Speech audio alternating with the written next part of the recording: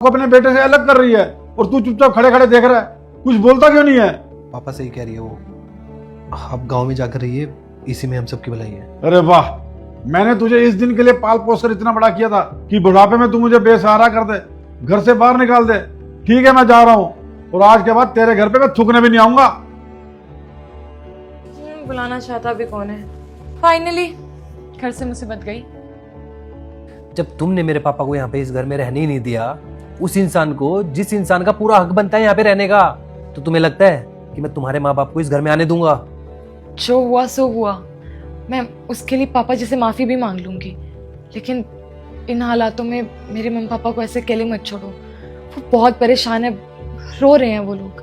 पता है, तुम्हारे मम्मी पापा के साथ जो भी हुआ है ना, उसकी जिम्मेदार भी तुम्हारी जैसी औरतें ही हैं। तुम्हारी भाभी बिल्कुल तुम्हारी जैसी सोच रखती होगी, इसलिए तुम्हारे मम्मी पापा को बुढ़ापे में घर से बाहर निकाल दिया उन्होंने। लेकिन अब मैं कुछ नहीं कर सकता।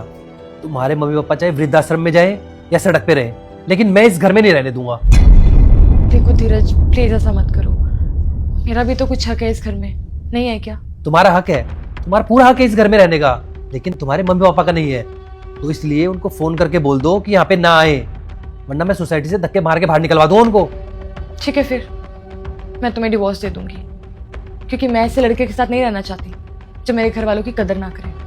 यही धमकी, हर बार तुम मुझे यही धमकी देती हो। बेटा मुझे देखकर इग्नोर मत करना, मैं दुर्गा माता हूँ। आज तुम्हारे घर 2 घंटे में खुशखबरी आने वाली है। बस तुम वीडियो को लाइक करके चैनल को सब्सक्राइब कर दो और जाते जाते कमेंट बॉक्स में जय माता दी लिख देना।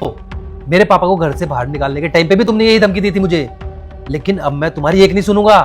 चाहे तुम मुझे डाइवोर्स दो या फिर ये घर छोड़ के जाओ, लेकिन तुम्हारे मम्मी पापा को ना इस घर में नहीं घुसने दूंगा। मैं सच में डिवोर्स दे दूंगी, सच कह रही हूँ मैं। फिर याद करते रहना मेरी बातों को।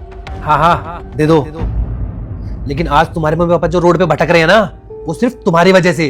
अरे तुमने मेरे पापा की बिल्कुल भी परवाह नहीं की ना, तो मुझे भी तुम्हारे मम्मी पापा की कोई परवाह नहीं है। ठीक है। लड़की की पत्नी बोलती, मैं मम्मी पापा को कॉल करके मना कर दूंगी कि आप यहाँ नहीं रहने देते हो और रह लेंगे किसी वृद्धाश्रम में। तभी इसका पति बोलता है कि जाओ, तभी इसकी पत्नी यहाँ से चली जाती है।